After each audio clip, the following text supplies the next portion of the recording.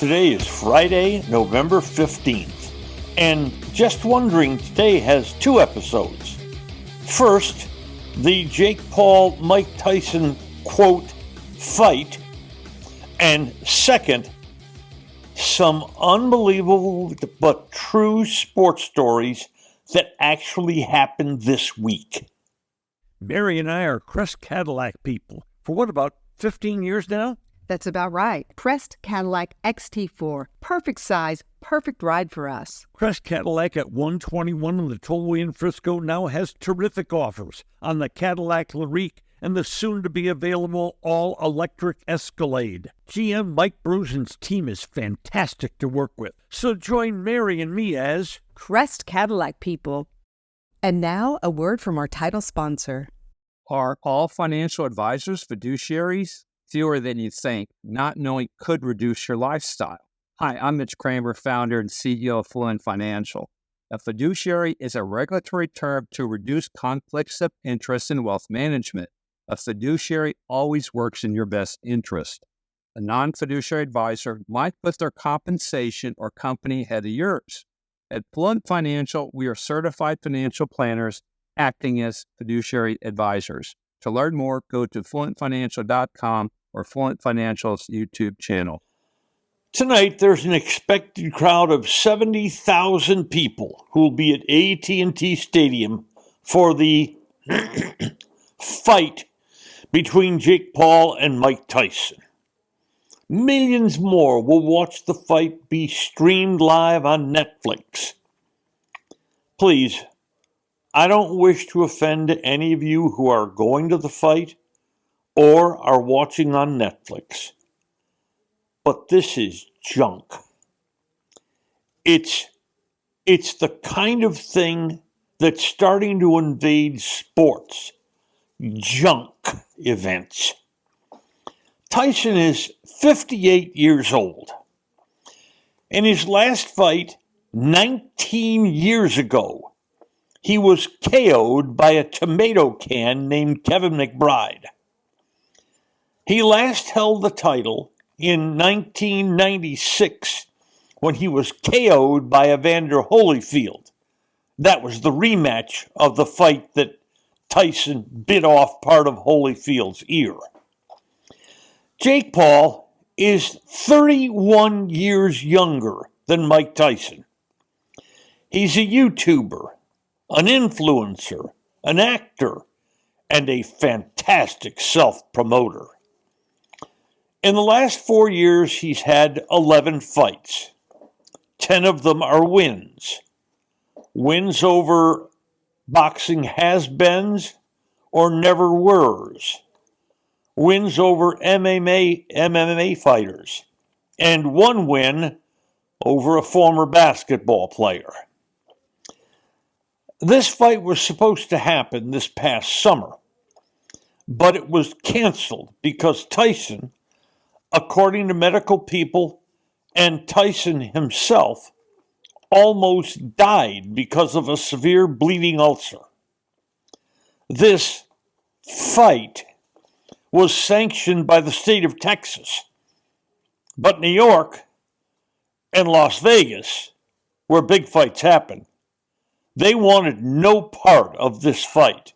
And by the way, Vegas is not famous for wanting no parts of many things. Why is it happening? Your money. That's why it's happening. Your money. Jake Paul is getting $40 million for this fight. Mike Tyson's getting $20 million for this fight. And the guy who owns AT&T Stadium, Jerry Jones, is getting, we'll never know how much he's getting for this fight. Paul said about the fight, "We're going to war." The promotion of the fight said, where are you going to be when history goes down? I know where I'm going to be, and it's not AT&T Stadium, and it's not watching Netflix.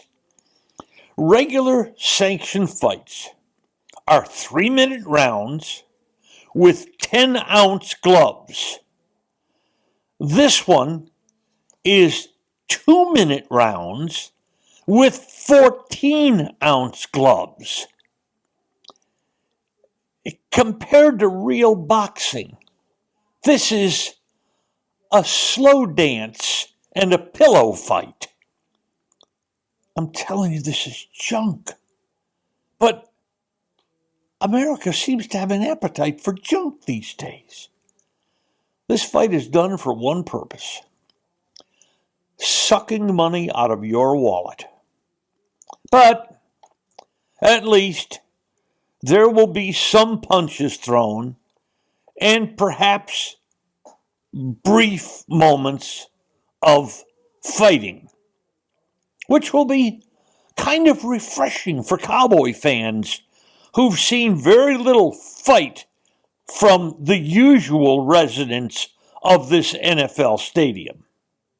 For more than 3 decades, Bob's Steak and Chop House has remained an icon of DFW restaurants. Why? Well, maybe it's because of Bob. He's fanatical about cleanliness and friendliness, and his food, oh my Lord, his food. If you've been there, you know about it. If you haven't been there, you should know about it. The original Bob welcomes you at either of his 2 locations, Bob's on Lemon Avenue or the sparkling new Bob's at Craig Ranch, McKinney. One of the very best things about sports I've found over the years is the kind of nonsense stories that come out of sports. Real stories, quotes, and happenings that just make us laugh. So we offer these real notes from the world of sports in the last week. The Canadian women's national soccer team is looking for a new coach. They accepted the resignation of their former coach, Bev Prestman, this week. Prestman had been on suspension while authorities looked into allegations against her. She was charged with, sit back and take this all in. She was charged with ordering her staff to use drones to fly over her opponent's practice fields and spy on them. What? I have some questions. Drones, you don't want them to be spotted, so they got to be a certain height, don't they? They got to be 200 or 300 feet off the ground. How much do you learn from a drone flying over a practice field from 400 feet high? It looks like little ants moving around down there. And how long does a flyover take? I mean, across the field. What does the flyover take? The drone maybe spends 20 seconds over the practice field and then turns around and gets another 20 seconds of the practice field. How much could that possibly be worth? But as for Bev Prestman, she's going to have, I think, some difficulty getting under the job. Because cheating is one thing, and stupid is another. Next, Hurricane Milton tore the fabric roof off the home of the Major League Baseball Tampa Bay Rays. This week, they announced that that field will not be ready to host Major League Baseball this season. Hey, this place is a dump. It shouldn't have hosted Major League Baseball for the last 30 seasons. The hurricane did Tampa a favor. Why couldn't it just blown down the whole rest of the stadium besides the roof? Yesterday, Tampa announced they would play all their regular season games this season at the Yankees' minor league spring training field.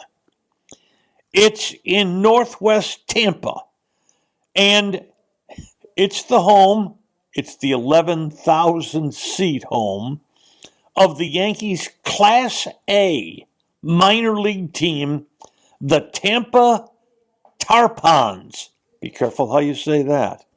But hey, nothing will be new for Tampa Bay. The Rays have been playing in a minor league stadium for more than 30 years now.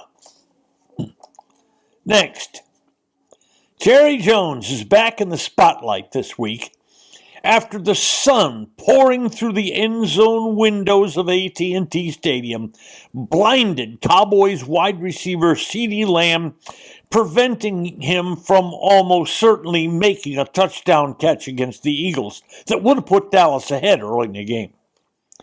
Jerry contends that the enormous glare caused by these late fall, late afternoon games actually is a home field advantage for the Cowboys. I'm going to just take a second and let you think about that. Let it sink in. But the bigger question here is, why would an NFL owner allow, keep, and encourage a situation in which his stadium contributes to the poorer quality of play of NFL games and the poorer watching experience for fans at the game and poorer experience for fans watching on television? Next, the plane carrying the Auburn men's basketball team headed to Houston for last Saturday's game against the Cougars.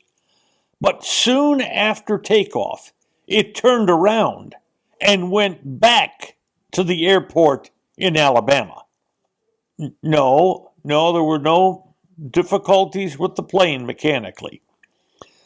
When they returned to their home airport, two Auburn players who'd begun fighting just after the takeoff were ushered off the plane and left in Auburn.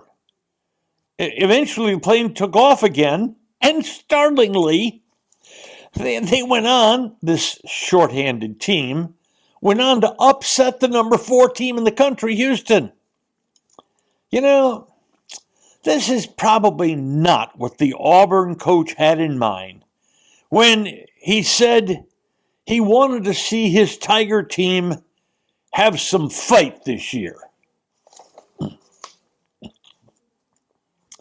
Back to Jerry Jones.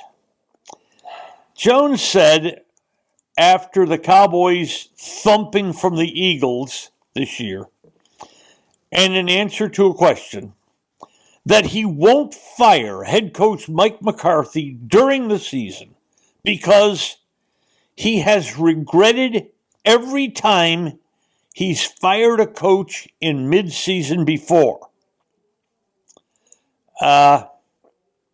In his 35 years of owning the Cowboys, he's fired the head coach during the season exactly once. And that was Wade Phillips, whose Cowboys were 1-7 when Wade got the boot. And then the Cowboys went 5-3 under replacement coach Jason Garrett. So, Jerry, every time you fired a head coach during the season, you've regretted it? You want to run that by us again? And finally, this is one my wife Mary and I were actually a part of last Saturday. We were part of the crowd of 102,083 people at the LSU-Alabama football game in Baton Rouge. This is where I got this nifty Tigers hat I'm now wearing. The LSU Tigers, have had a live Bengal tiger mascot since 1936. The present one, Mike the Seventh, lives in a gorgeous 15,000 square foot habitat. It cost $3.7 million to build in 2005. A tiger home. It has lush plants, a live oak tree, a waterfall, a stream. It's right across the street from Tiger Stadium, where LSU plays. They last had a live tiger on the field for a game in 2015. But that changed Saturday night. For 7 minutes in the pregame, that's before kickoff of the game, a small truck pulled a small cage containing a Bengal tiger onto the sidelines and just sat there. It didn't do anything, didn't parade around the stadium, nothing. It was in one far corner of the sideline. But that wasn't Mike. That wasn't the Tiger mascot, Mike. Mike the 7th, I'm sorry. No. Mike the 7th was still languishing in his 15,000 square foot habitat with the lush plants and the live oak tree and the waterfall and the stream. No, this Bengal tiger that they brought on the field was named Omar Bradley, a general from World War II. And it had been brought to Baton Rouge, Louisiana, days earlier from an exotic animal park in Florida. It was trucked from Florida across Alabama and Mississippi and up to northern Louisiana. Governor Jeff Landry says that no LSU or state funds were used to rent Omar Bradley for this game so that he could stay on the field exactly 7 minutes. Now, the governor wouldn't tell us where the funds came from, but that's not unusual in LSU to not be told where the funds came from or where the funds went. But it turns out also, after this story broke, that the owner of Omar Bradley, the fake Mike, has passed citations from the United States Department of Agriculture for improper care of animals. Nice. By the way, just before the game, PETA joined the protests. And the Louisiana Department of Wildlife and Fisheries said bringing this Bengal tiger into the state likely violated some state regulations. All this to have the animal sit in a small cage at one far corner of the field for 7 minutes. Does anybody think like me that we're going crazy in sports these days? Today's episode brought to you by Fluent Financial, Retire Sooner, Better Lifestyle. And by Crest Cars. There's good, there's better, and then there's Crest. And by Bob's Steak and Chop House. Thanks for listening to today's episode of Just Wondering with Norm Hitzges. If you enjoyed what you heard, please hit follow, and a fresh new episode will be delivered to you every Monday, Wednesday, and Friday. And if you know someone who might enjoy our work, please share it with them. I'm Norm Hitzges, and I'm always just wondering about something. And I'm Mary Hitchkus, and I'm just wondering too.